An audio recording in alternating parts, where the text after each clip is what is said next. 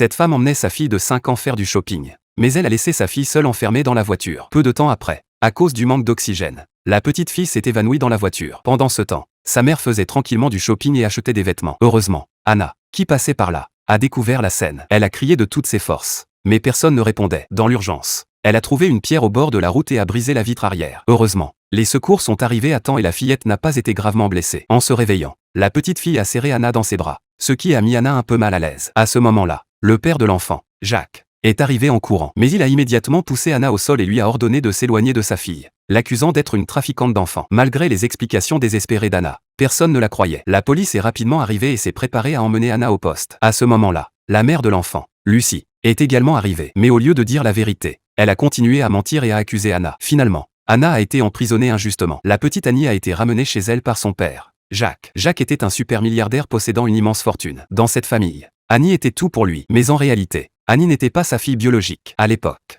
la femme de Jacques est morte en couche, ainsi que le bébé. Pour préserver sa position dans la famille, la belle-mère de Jacques a acheté une nouveau-né à une autre famille, sans que Jacques le sache. Elle a également arrangé le mariage de sa nièce Ellie avec Jacques afin d'améliorer son statut social. Cependant, Ellie n'a jamais réussi à tomber enceinte. Pendant ce temps, Anna, emprisonnée, se sentait désespérée et impuissante. Heureusement, elle a rencontré en prison un policier qu'elle connaissait, qui savait qu'elle était innocente. Peu après, la nouvelle de la libération d'Anna est parvenue à Jacques, qui s'est immédiatement rendu au commissariat. Au milieu de la dispute générale, Annie s'est soudain mise à pleurer et a marché directement vers Anna pour lui prendre la main. Ce comportement inhabituel a immédiatement attiré l'attention de Jacques, car Annie était autiste, ne parlait pas et ne s'approchait jamais des inconnus. Elle ne pouvait s'exprimer que par ses gestes pour prouver l'innocence d'Anna. Jacques a alors décidé de retirer les accusations contre Anna. De retour à la maison, Jacques a utilisé ses relations pour consulter les vidéos de surveillance et découvrir la vérité. Il a découvert que sa fille avait volontairement enlacé Anna. Or, durant les 5 années de sa vie, Annie n'avait montré de l'affection qu'envers son père. Pour approfondir l'enquête, Jacques s'est rendu personnellement chez Anna. La porte a été ouverte par la mère adoptive d'Anna, qui a immédiatement reconnu Jacques. Jacques a proposé de payer un salaire triple pour engager Anna comme garde personnelle d'Annie. La mère adoptive a accepté immédiatement. De retour chez elle, la mère adoptive a parlé à Anna de ce travail,